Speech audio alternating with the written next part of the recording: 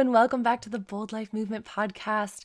I am really excited to be back behind the mic, to be back with you on YouTube, wherever you are, tuning in, watching, listening.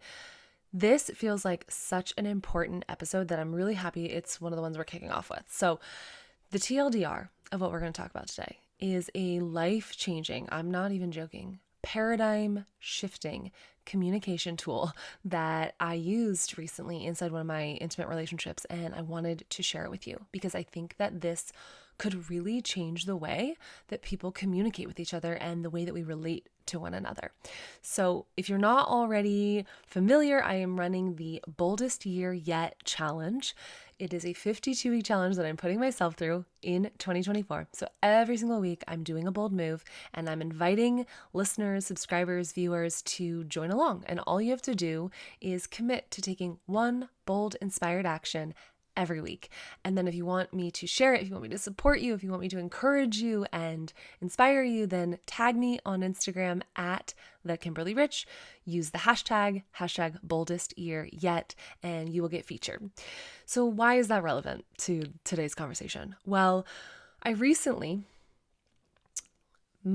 graduated from an intimate relationship to a friendship. And the background of this story is that we were friends first. Okay, I just want to rewind a little bit and say that if you guys are not familiar with the way that I run things here at the Bold Life Movement, I always think that there's value in sharing what my experience is. I think that the reason I go through certain things, the reason that I learn certain lessons is so that I can share them with you. I can share the tools that support me throughout them with the audience so that you can go and not have to make the same mistake as many times as I did, or not have to go through it in such a painful way because you now have these resources. So with that said, taking it back to the story, I'm in this new town. I accidentally moved to a small mountain town in Washington State, and I quickly befriended this incredible guy in the community. Okay, he's brilliant, he's kind, he's funny, he's fun, he's adventurous. I felt so lucky to have found this individual. Our friendship deepened, and I was quickly aware of the fact that we had something more than friendship here. So we decided to explore what intimacy looked like for us. And after a little bit of time, realized, okay, we have different values in terms of long-term romantic partnership. Our lifestyle views are different. We have different views on monogamy. It's probably not best to continue down this road. What do? Well, in the past, because I have a really high need for growth and for connection, I would have stayed in the relationship, in the intimate flavor of the relationship, longer than served me, him, or the connection that we had created because I was getting needs met, right? And so this time I decided I'm going to do things differently. You can change your story. You can show up differently.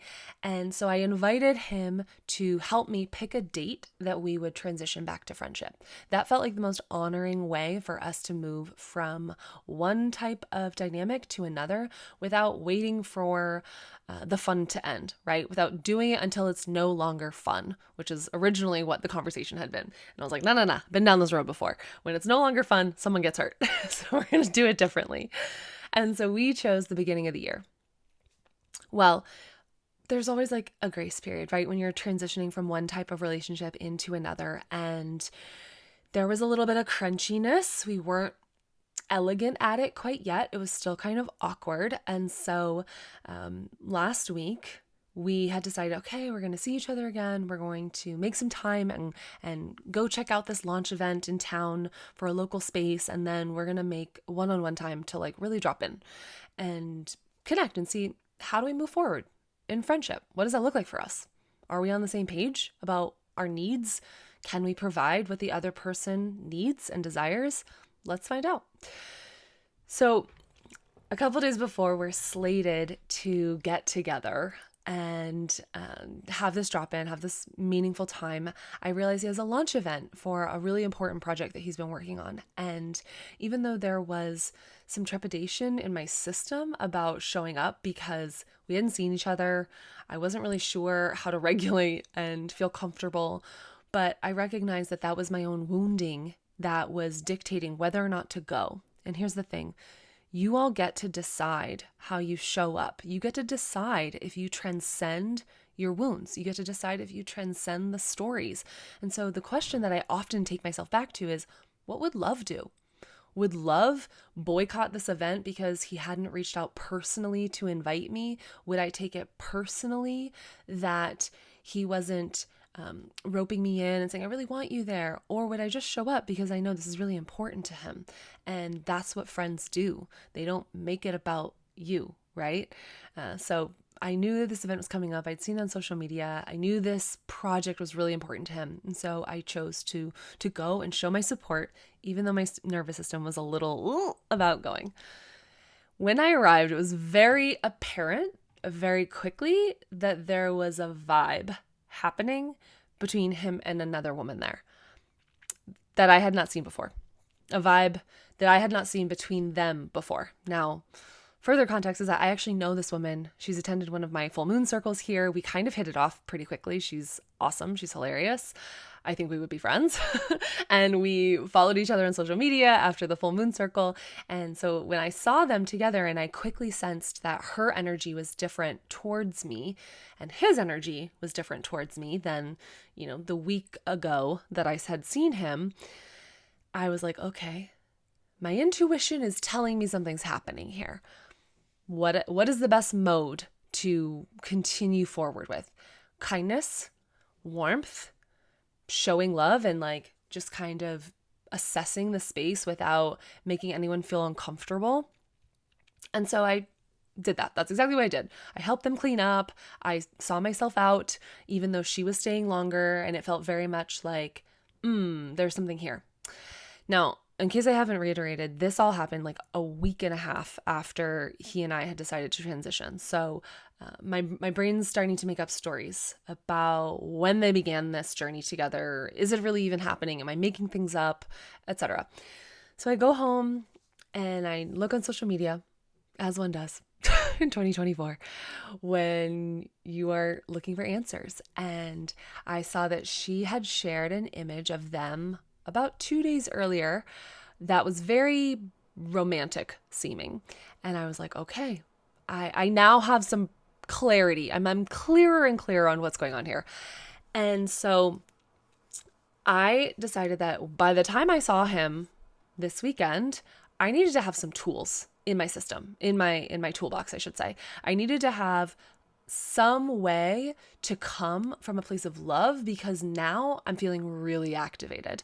I've seen something that hurts my ego. I've seen something that tells me he and I are not in as clear of communication as I would have hoped, given the type of friendship that we had previously and the type of friendship that we had articulated wanting to create for ourselves moving forward.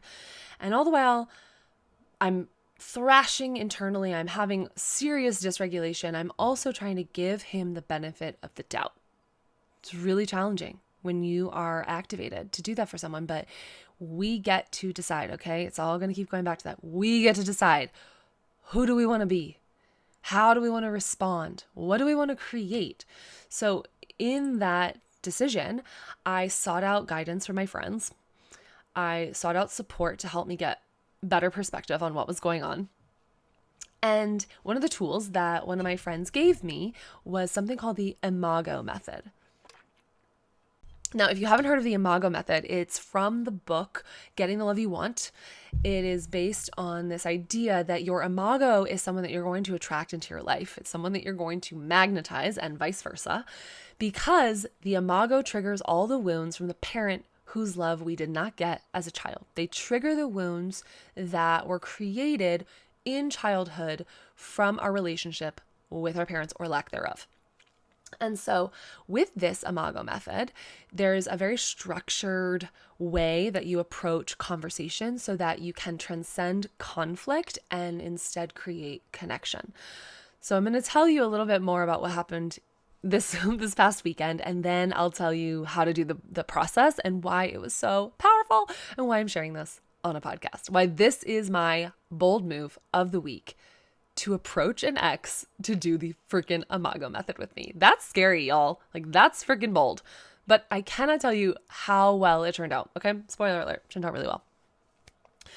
So I go to this event on Saturday. I show up to participate at the launch with him, and then we're supposed to go off and have our one-on-one time, like I said. And the moment that I arrive, I'm noticing his energy's a little bit off. I'm like, okay. My nervous system's already like, zoom. I could feel my heartbeat in my ears. I was so nervous. I was sweating. And I'm like, okay, he's a little tense. And the first thing he says to me is, I don't feel comfortable going in here with you. Immediately, I'm like, what? Okay. And so I'm like, come from curiosity, Kim. Come from curiosity. And I'm like, okay, why? And he says, new information for you. I started seeing someone, and she told me today that you blocked her on Instagram. What do you think my ego wanted to say in that moment? What do you think my ego was feeling, thinking, like bursting at the seams to say to this person? She was like, first of all, how dare you? Second of all, don't you think I had a good reason? Third, I probably blocked this person for the same reason that she unfollowed me, right? This is like the ridiculous world that we live in 2024, where social media is a thing. It manipulates us into feeling certain emotions unless we use it to protect ourselves. And so my intention with blocking this woman was merely to protect myself. Now that I have an idea that they are connected, it doesn't really serve me or my friendship with him or my potential friendship with her to see things that right now hurt, right? There's still a charge there. So how can I support everyone in this mix? How can love be the thing that shows up here right now? And that looks like protecting me similarly to her protecting herself, the way that she had unfollowed me. So in that moment, what I chose to do was come from a place of curiosity, come from a place of highest outcome. What's the end in mind here? The end in mind is connection. The end in mind is inviting this person to do the Imago method with me, which is going to be really challenging if he's triggered AF. So I had to regulate my own nervous system in that moment to co-regulate with him and invite him to a more calm state, invite him to a new level of awareness around what might be going on in her mind, in my mind, in the situation at large, invite him to see how it might be really painful for me to find out through social media that he's seeing someone else when we're quite close. And that's a safe thing for him to have shared with me. And it would have been really honoring of the connection. And then to educate and invite him into this new process called the Imago method that I've never done before. That's probably going to be kind of clunky, and yet I think is going to be really powerful for us. Well, I was able to do all of the above, and in honoring of the caliber of man he is, he did say yes. And so we were able to go into this event very briefly, as I was not really in the headspace to be like networking and talking to people, but then move on to my house where we could drop in and we could do this process and we could come together from a place of curiosity and understanding. So what is the Imago method? How does it work? What does it look like? Why does it work? So the Imago method is all about talking without criticism, listening without judgment, and moving beyond our differences. The whole point is to come with curiosity. And some really important things to keep in mind when you are starting to create this process is that there should be no negativity. That means no eye rolling, no judging, no shaming, no blaming. It's really about keeping the end in mind of connection top of mind. It's really about coming from a place of curiosity. So this is something that you can use with your teammates, your employees, your children, your partners, your friends. I just happened to need it with an X as the first time I'm using it, but it turned out to be a really beautiful exercise. So in practicality, what this looked like was us sitting face to face, getting a level of eye contact that feels comfortable so that you both feel really present with one another. And then if you have the level of rapport that this is appropriate, I invite you to hold hands so that you can exchange oxytocin, and that can really give positive feedback to the brain as you're moving through this process. And the moments that you might be triggered, you have this positive chemical release happening. You have endorphins being released inside the brain that actually help to quell some of those fight or flight responses that might kick in. And so the way to have the conversation unfold is that it is a dialogue. One person talks and then another person talks. And you really want to make sure that there is a back and forth happening. And so the first person would share, and I encourage you, if you can, to use nonviolent communication, to refer to your experiences from a really strong place of I'm feeling, I noticed, I experienced, etc. And if you want to take it a step further, then talk about it like it's a movie. This is the movie you're playing in your mind, and the other person has the movie they're playing in their mind. And the reason that we have friction and the reason that we have conflict is because we expect the other person's movie to be the same as ours. We expect the other person's reality to be the same as ours, and that's just not the case, right? We all have our own universes that we are living inside of. And so this process allows us to get really curious about the other person's universe so that we can be exposed to new ways of thinking and new ways of seeing the world. So the first person goes, they share, my experience is this, the movie that I'm seeing is, the story that I'm making up is, I'm feeling, etc. And then the second person responds by saying, is that it? Is there anything else? And so that feedback of curiosity, of inviting more, shows the talker, the person who's currently sharing, that it's safe, that what they're sharing is actually being received. And in fact, they're leaning in to more, if there's more. And then you can respond with, yes, actually, there's a little bit more here, or no, that's it for now. And you pause. You don't want to say too much. You kind of want to like chunk it into paragraphs. And then the person who's listening now has the opportunity to repeat back what they've just heard. Now you can do this in one of two ways. You can either say word for word, or you can paraphrase. And it's really important to get clear on what is it that the other person desires. Do they want to hear word for word what they said? That is what is necessary to make them feel heard, or is paraphrasing okay? And so the second person will repeat back. And then once they've done that, they'll say, did I get it all? Is there anything else? And you now have the opportunity to clarify if they missed anything and encourage them if they got it right. And then after the listener repeats back, they now move into validating, okay, showing empathy for what they've just heard. And the way they do this is by saying, based on what you just shared here and here, it makes sense that you would feel that way. So here's the kicker, you guys. I want you to lean in really close, okay? Here is the most important part. You might think that's going to be really impossible. You might think that whatever your partner has to share, whatever your child, your parent, whomever has to share doesn't make any effing sense. And how are you ever going to tell them that what they just shared made sense? But I promise you, the structure supports this. Throughout the conversation with my friend, we both shared things that not only would have activated, but did activate the nervous system of the other person. And I could tell because we were holding hands and I could feel his heart rate increase.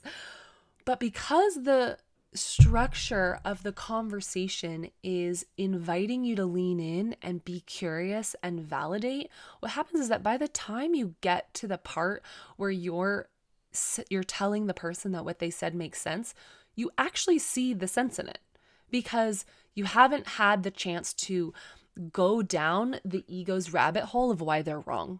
You're too busy following the structure. You're too busy doing the next step, which is leaning in, saying, is that it? Repeating back what they've said. And by you repeating back what they've said, it allows you to see how that might make sense given what their experience is. It doesn't negate your experience. In fact, now you probably get to share yours because now the conversation switches over. It doesn't negate anyone's emotions. Everyone's emotions are validated, but it does create an opportunity for you to have a new perspective. And that new perspective is what allows you to connect with this other person and go deeper. We spent probably 2.5 hours doing this, which you don't have to take that long. And given the topic, it might not be necessary. But by the end of the conversation, we were able to lovingly recognize that friendship might not actually be aligned for us right now, because I'm seeking a different flavor of friendship in this town that I've just moved to than I think he has the bandwidth for. And especially now that he's just started a new relationship. And so given the opportunity to be heard, given the opportunity to share my emotions, it made it really easy for me to get to a place of lovingly releasing the attachment to that friendship. And same for him. And it gave me the opportunity to get to a place where I could be happy for him and this new person, Does it mean I'm not hurt? Of course not. There are definitely still emotions of feeling replaceable, disposable, grief, lack, missing my friend. All of that's still real. But now there's also this new thing that's real, which is I got to feel heard. I got to feel peace. I got to feel acceptance. I got to feel connection. I got to get clarity. And so did he, right? And so I invite you to use this process. The Imago method is what it's called. I'll link some really valuable resources in the show notes of this episode. I invite you, seek out your partner, seek out a friend that you have some conflict with, seek out a parent. And of course, I recognize it takes two to move through this process, and your partner, your parent, your child might not be open to it. So I encourage you to find a way to make it a win-win, to find a way to find common ground within the space between you two that they would want to opt in to this. The people who created this, they say a relationship is three things. It's this person, that person, and then the space in between them. And the value of the relationship is based upon how the two individuals steward that space in between. So if it's with your child, can you find a way to paint a picture where them being on the same page actually looks like a win for them? With your partner, can you find a way to onboard them in what your ultimate outcome is, which is to be connected, to be in peace and harmony and union, right? And another really important thing is the no negativity piece. If you are still so regulated that you're so dysregulated that you're unable to approach them from a place of zero negativity, then don't do it yet. Wait. Regulate your own nervous system, do some breathing, do some meditation, listen to a yoga nidra on YouTube, do whatever you need to so that neither of you are already activated when you're coming into this space. All right. Oh my God, I cannot tell you how powerful it was. I cannot tell you how life-changing this was. You know, when I zoom out and I look at this really painful experience last week, I mean, finding out from social media that this person I cared deeply for, who I know cares deeply for me, had already found someone. Come on, y'all. Are you kidding me? And B, had not told me, hadn't carved out the time to tell me in a very short amount of time. That was tough. But when I reflect on the Imago process and how powerful that was for him, for me, for his future partnership or partnerships, for mine, I'm like, wow. He and I had said from the get-go, we have gifts for each other. It might not be a long-term partnership, but we have gifts for each other. And I see this event that happened, this heartbreak that happened that led us to the Imago method as being one of the gifts, because now I have this tool and now you have this tool. So I really hope that was as eye-opening for you as it was for me. I'm literally moving into every relationship from a different place moving forward, and I hope that you use it. If you do, let me know on Instagram. I want to hear from you. I want to hear how it works, what the conflict is that you guys resolve, what it is that you learned from it, any questions you have. I'm here to support. I'm not the inventor of this at all. I will link to the people who invented it in the show notes, but I'm just sending you guys so much love, and I'm really excited to be back producing podcast, connecting with you on YouTube, connecting with you on Spotify or wherever you're listening to this. And I can promise you there are some juicy episodes coming down the line. If you want this to be the boldest year of your life, join me in this free challenge, #boldestyearyet. Go follow me on Instagram at @TheKimberlyRich, where I'm documenting and sharing all the different ways that you can make this the best year of your life. Make this the boldest, bravest, most vulnerable, most audacious, most creative, most expansive year of your life. All right, I'm sending you guys so much love. Mwah!